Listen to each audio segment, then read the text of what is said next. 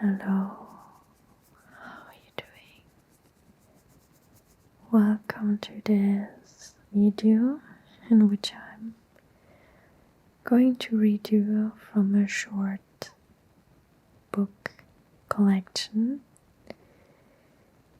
I hope you will enjoy this. It is about a cafe where you can travel back in time. But I really don't want to say too much yet. You have to just listen to it. So, this short story is called The Sun. The cafe that could take you back in time was in Jimbocho, a district of the Kanda area in Chiyoda City, Tokyo. I don't know how to pronounce these Japanese names correctly. I'm so sorry. It was a little away from the nearest station, and its sign was placed outside in one corner of a quiet, narrow alleyway. The cafe's name was Funiculi Funicola. It was named after the popular Italian folk song from the Naples region, which had been commissioned to commemorate the opening of a cable-driven railway toward the fiery flames of Mount Vesuvius. Let's go up the slope. That's what the Japanese lyrics say in the song. Those melody most people have heard at least once. Children in Japan recognize the melody as that of the imp's trousers.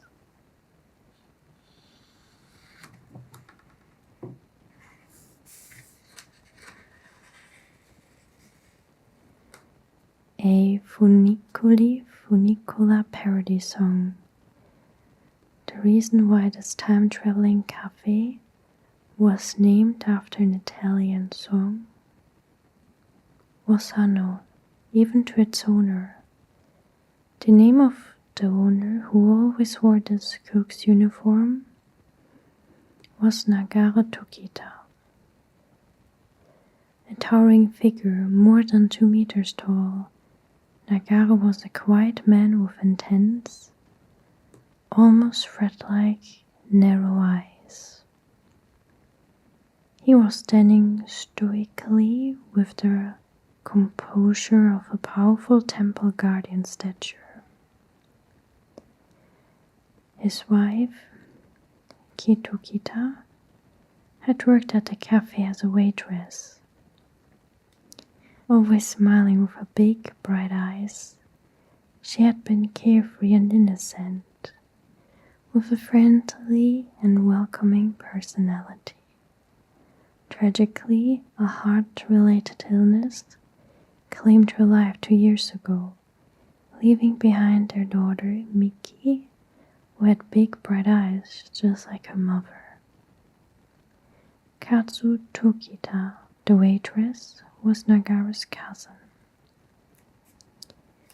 She had a fair complexion and narrow, almond-shaped eyes with a straight nose and light pink lips. Anyone would agree she was pretty if it was pointed out to them, but there was nothing that left a lasting impression. If they closed their eyes, they would struggle to remember what she looked like. She could be seen as both a young girl and a calm, mature woman.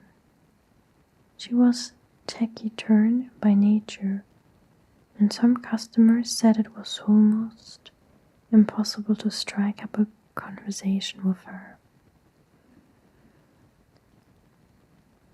A rumor was even floating around that she seemed to be without presence, like a ghost. Presently, however, it was only Kazu who could pour the coffee that took you back in time. Nagara shared the Dokita family name, but was a man. He was unable to pour the coffee. That ability was something only the woman of the Dokita lineage possessed. Often, a customer would say, "Then please pour the coffee." As soon as they learned from Kazu, they could go to the past if she did so. But for that to happen, for a customer to be able to return to the past in this cafe, there were other annoying, as in extremely annoying, rules. First and foremost, the limited time.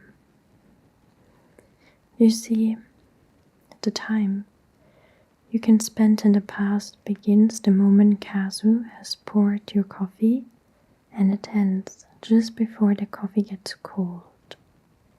Learning this tends to dismay everyone. What? Is it really that short? What could anyone accomplish in the time it takes for one cup of coffee to get cold? You would have about 10 minutes at most. Enough, perhaps, to eat a cup of instant noodles.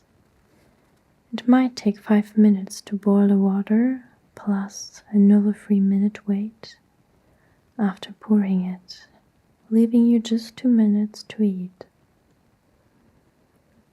If you're having a night out, 10 minutes would unlikely be enough time to receive any dish you ordered.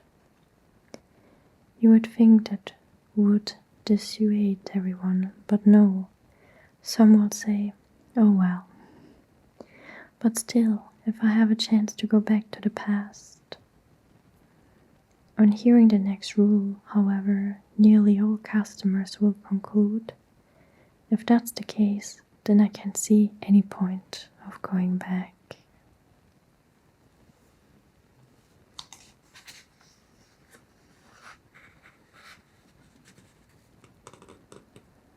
The reason they give up is the rule that nothing you do while in the past will change the present. Regret comes in 2 flavors. Actions taken and opportunities missed. The regret from doing something stems from either not being able to undo it, or the awful outcome, such as hurting someone with an insensitive comment, or feeling wretched after declaring one's love. The regret of not doing something, in contrast, relates to things left unsaid, or love never declared. The most common reason for wanting to return to the past is to do something again, but as nothing you do while in the past will change the present, anyone will just want to say, "Then what's the point of going back?" Mind you, those aren't the only rules for going back to the past. To make the journey, you must be sitting on a certain chair in the cafe. That chair, however, will be occupied by a certain other customer. And you will need to wait for that customer to vacate the chair to go to the toilet.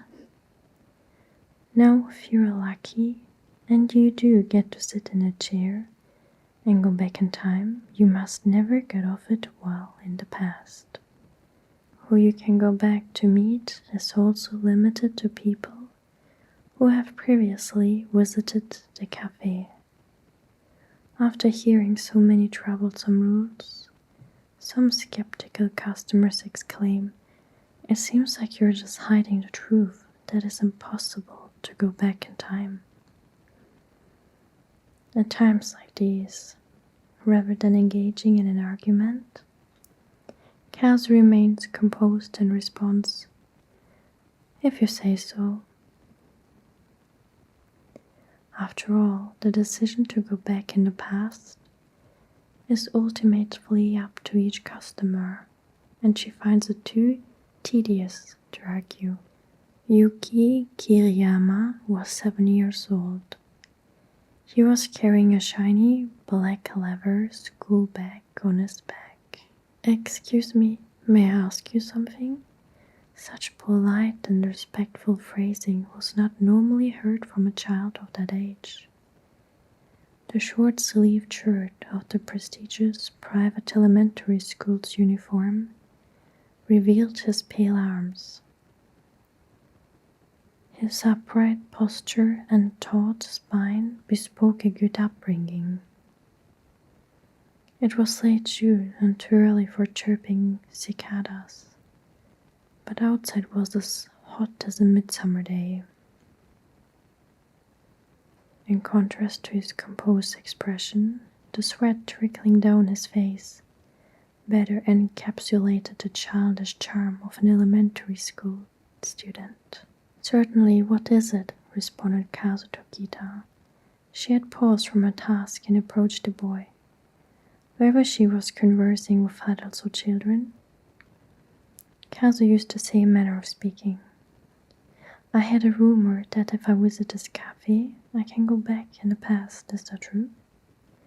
Without wiping away the sweat trickling down his face, Yuki looked up at Kazu. Fumiko Kiyokawa, a cafe regular who had gone back in time 3 years earlier, couldn't help but interject.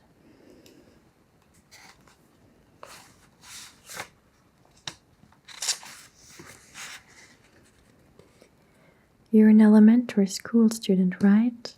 Where did you hear that rumor?" Her tone was very much how an adult would speak to a child. It sounded as she was asking, "Surely you're not thinking of traveling back to the past?" Never before had a boy come to the cafe wishing to do such a thing, if that really was why he had come. He would be the youngest to do so. But he would have to drink the entire cup of coffee poured for him by Kazu, and Fumiko thought an elementary school student was too young to be drinking coffee. "When Mom and Dad were still living together, I heard tales of this cafe from my grandfather." Gosh. Fumiko's expression darkened, and she looked at Kazu. "His parents divorced?" Kazu ignored this tacit inquiry, and without changing her complexion in the slightest, she replied, "Yes, you can go back." Here's a very complicated word. I don't think I can read. Irreconcilable? I don't know, I'm sorry. Differences. This is by far the most common reason for getting divorced nowadays. Other common reasons are financial difficulties, domestic violence, and infidelity.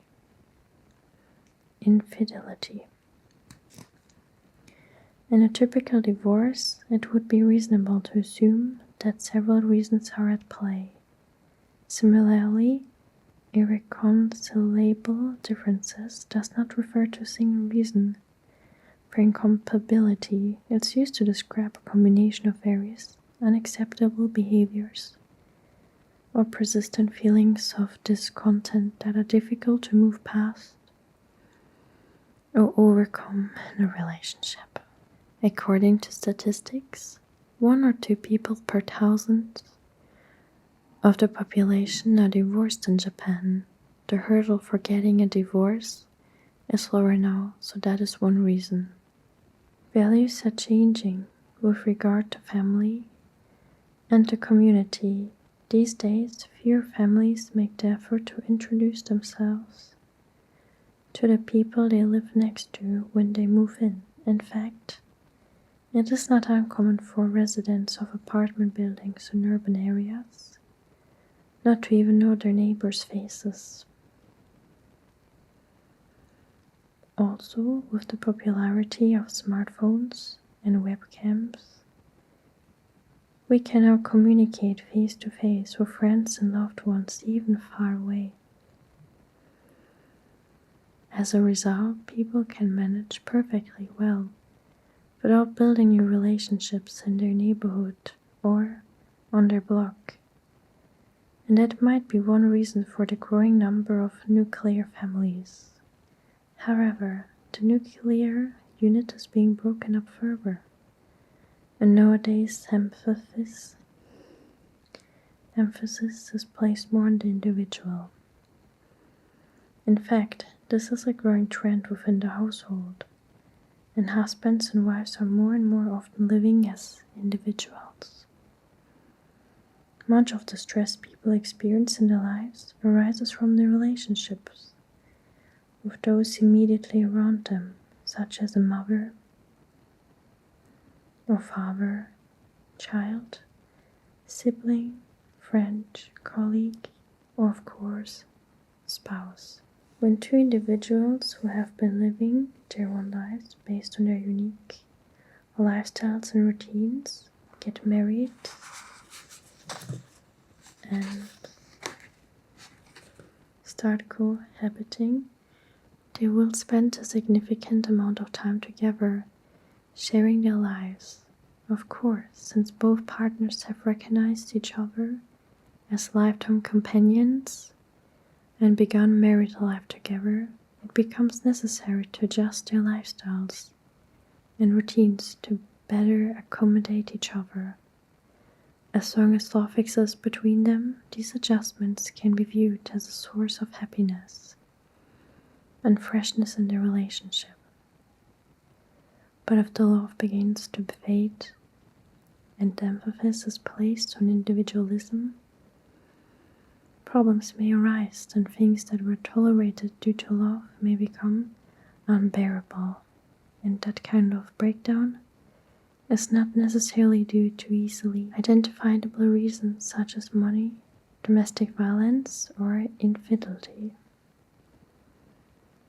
Things that were forgivable among friends may become intolerable later on. Such a turning point could be when the relationship evolves into a romantic one, when the couple begin living together, or when they get married. Irreconcilable differences cannot be boiled down to clear reasons. Things just don't seem to work out, and the situation becomes unbearable and uncomfortable. Despite this, it's not that the parties involved hate each other. If only we weren't married, we could get along just fine. The idea of returning to an earlier, more amicable relationship is seen as one way to escape the tension of always walking on eggshells. We got on better before we were married. Let's return to that. There seems to be only one option to alleviate the stress and avoid disliking one's family. Let's start anew and give ourselves a second chance.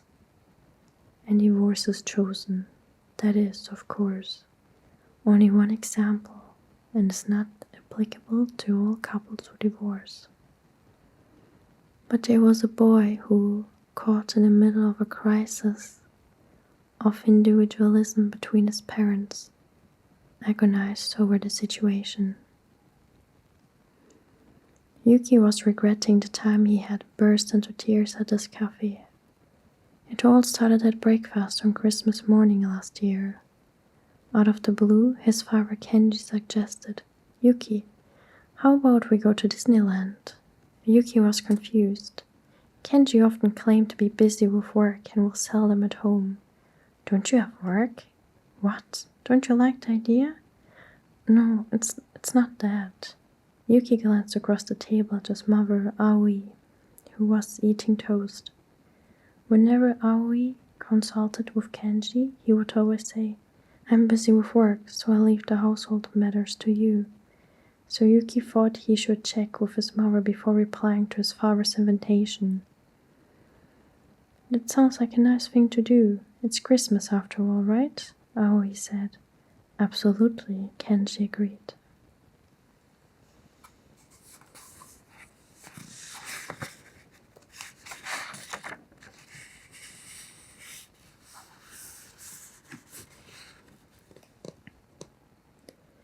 It had been a while since Yuki had seen Aoi smiling in front of Kenji, so he exclaimed with joy, "All right, let's go." They headed to Disneyland by car. Aoi drove, with Yuki in the front passenger seat. It was smooth driving at first. taking just under 20 minutes from their home in Kanda, central Tokyo, via the Metropolitan Expressway Route 4 to the Kasai interchange. They planned to exit on the Bayshore route. Being Christmas, however, it was heavily congested. Being Christmas, however, it was heavily congested. I told you we should have exited at Uroyasu interchange. Well, you should have driven then. What? You offered to drive. Only because you said you wanted to do some work in the car. You've got a nerve backseat driving now. Kenji and Aoi had been bickering like this since they left home, and that day was no different from most days. The two had begun to quarrel over trivial matters a few years ago. The cause was their different values and beliefs about work and parenting.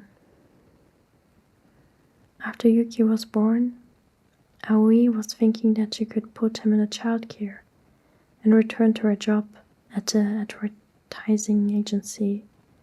However, Kenji insisted, I want you to devote your energies to being a mom for Yuki, because his early years until he turns 3 will have a huge impact on shaping his personality. Yes, that's a good point. Alright, I think I can endure putting my career on hold until Yuki turns 3, said Aoi, understanding Kenji's perspective. Kenji made no reply, but he didn't like Aoi's word, endure. Why does she make it sound like I'm asking too much? Shouldn't a mother's first instinct be to prioritize a child? There was nothing negative about Aoi's thoughts. She was simply expressing how she would have to endure wait before she could return to the job she loved. Although she was actually thinking, raising Yuki is far more important to me than my work, she did not convey that to Kenji. Since that conversation, Kenji said, I'll leave the household matters to you, about everything they discussed.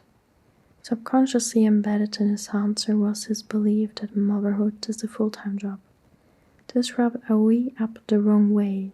Why do you push me so hard to concentrate all my time on Yuki? You just seem to avoid your responsibilities as a father by using your work as an excuse. But if I say anything, we will just end up quarreling. Just as Kenji felt dissatisfaction with her, Aoi was suppressing her resentment towards him.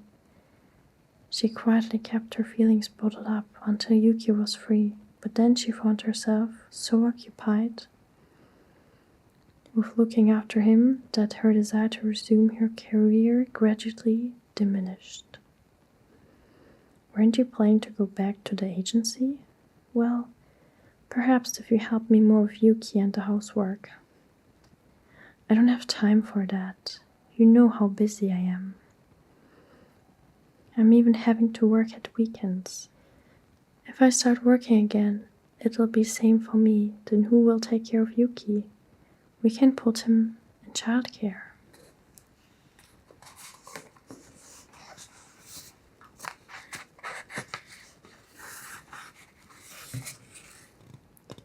Don't say it so casually. What do you mean? We agreed from the beginning that it would be until Yuki turns 3. You were the one who said that, weren't you? Didn't you agree though? So what are you saying? You want me to balance work and household chores?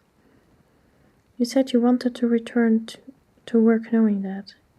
That was 3 years ago. I didn't know raising a child would be this hard, and also... What? I didn't expect you to be this uninterested in child rearing. It's not that I'm uninterested. I've been working hard to support our family. Now it's your turn to return to work and give me a break.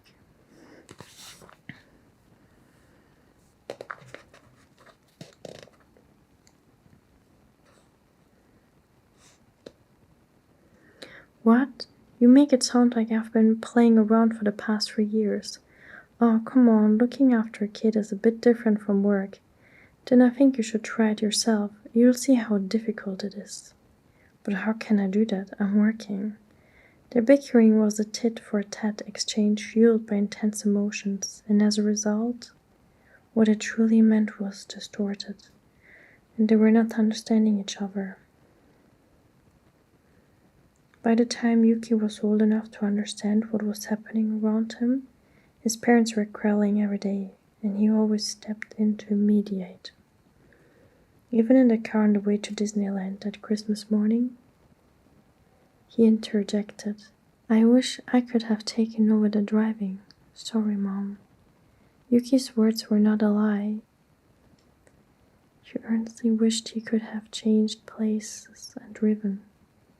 Aoi fully understood his sentiment, and Kenji was proud of his son's unparalleled kindness. "It's okay, Yuki.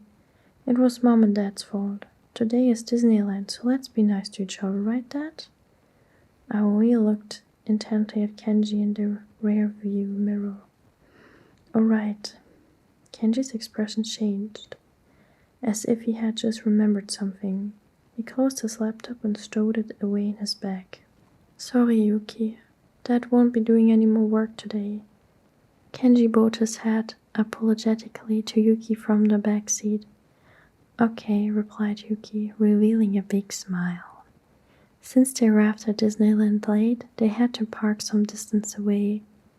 Then at the park entry gates, after passing through baggage inspection, they joined at the end of a long queue to the ticket counter. By now, 2.5 hours had passed since they left home. Disneyland sometimes imposes entry restrictions at weekends, holidays, and Christmas Day. Even when they were finally able to enter the park, they would have to wait several more hours to ride the popular attractions. Some time ago, there was an urban legend. Couples who go to Disneyland break up. Perhaps it was mischievously spread by rival amusement parks, but if there was some sliver of truth,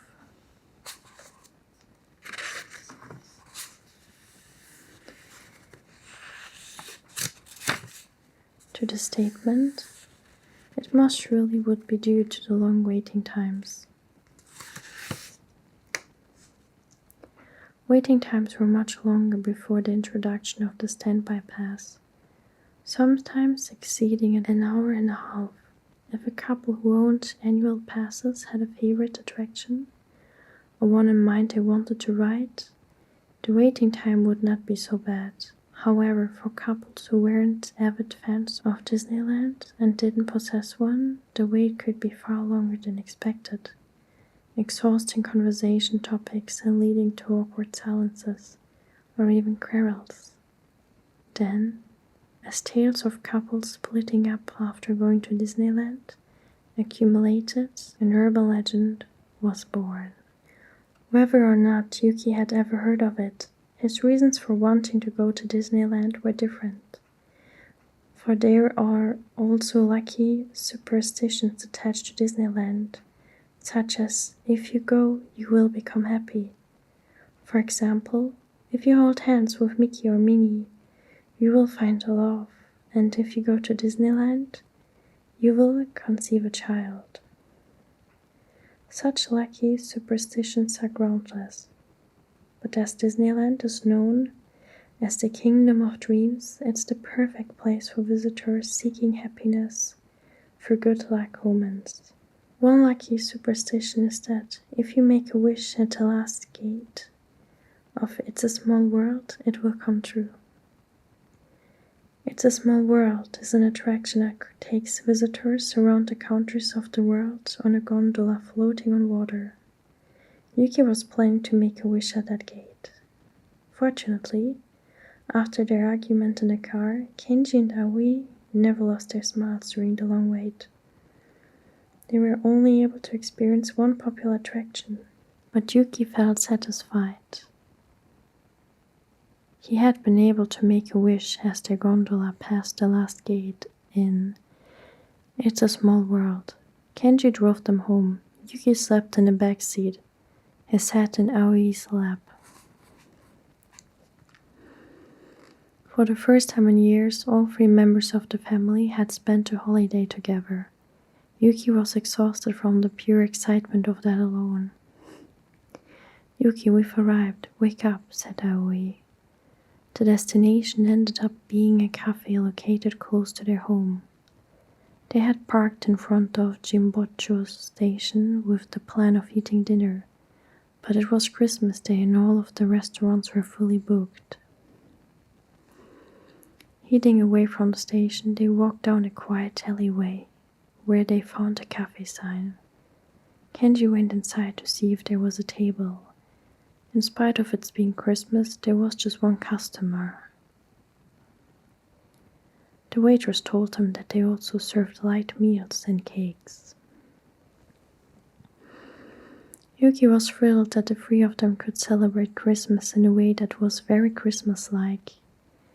When Kenji had popped in, each of the tables had only 2 chairs, but the taciturn waitress Kazu Tokita had already prepared a chair for Yuki.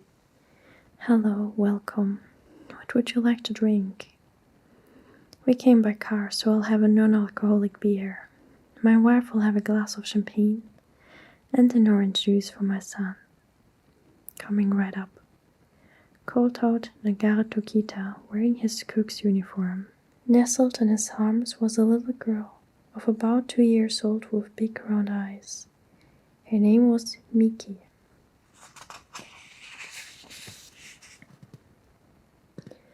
Nagara was so big, he made Miki look as small as a squirrel as she snuggled up against his chest. There was a decorated Christmas tree in the cafe, but no Christmas songs were playing. All that could be heard was a soft, spell-like mumbling of jingle bells from Miki in the kitchen. A Christmas evening without music would surely feel unsatisfying and strange for the ordinary customer, but neither Kenji nor Aoi seemed bothered. The 3 of them were enjoying reminiscing